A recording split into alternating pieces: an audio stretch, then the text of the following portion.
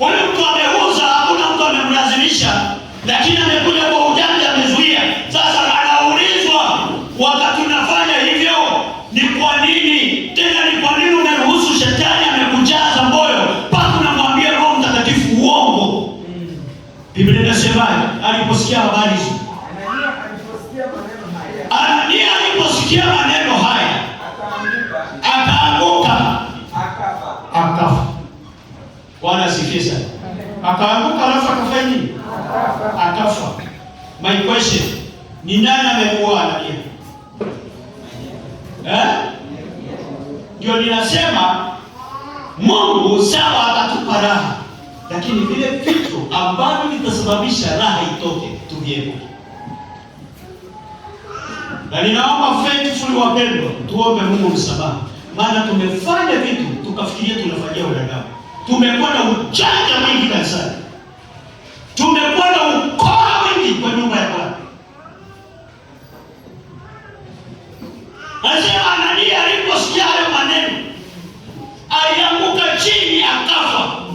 Baadaye ya neema hii ilikuwa imekuwa nyingi, wanaenda kuzika mtu. Na ndio maana hata vitu vyetu kama hatutakuwa waaminifu,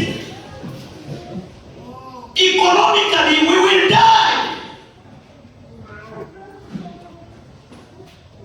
Watu wengine watakuwa naanza hapo kazi ndogo, wanapiga hatua, wanaenda, sisi tumekaa. Kwa sababu gani? Tumekuwa werevu na wajanja kwa nyumba ya Mungu.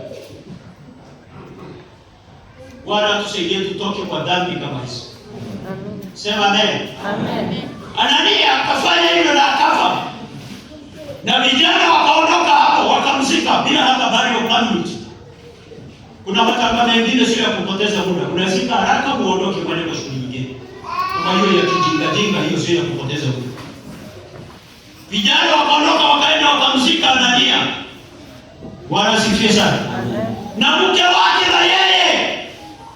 Watu wengi hawajui wokovu ni personal. Amefundishwa na mume wake ujinga. Hata muda wa saa 3. Eti saa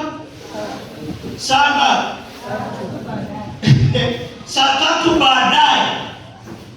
Yaani Anania aliwahi kanisani, lakini mke wake Safira anakuja after. Mungu ndio anaokoa. Ndivyo walikuwa na kupanga ama nini? Wamama, chungeni sana kumleta mzee mbele na wewe unatoka nyuma. Unakabeli kao after 3 hours. Unatembea ukikagua simu. Wale watu wa nyuma, wale wenye kubaki nyuma kuna hatari. Unajua ni ukweli, hata saa hii wenye wanaingia hawaelewi nimeanzia. Ukweli huo.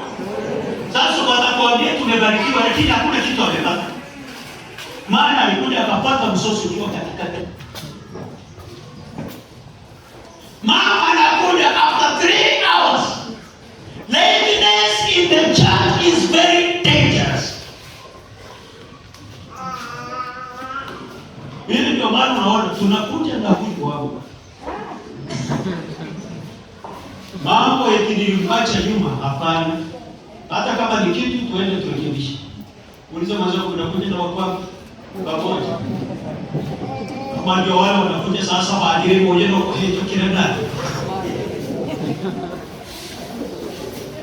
Na uzuri nimewajua, kuna wengine ni wamama wanatangulia. Ndio mzee anakuja hajui hata ibada ilianzia wapi na inamalizia wapi. Safira anakuja late. Very late. 3 hours ni muda mrefu sana. Honestly, alikuwa anafanya nini? Tusichelewe kanisani.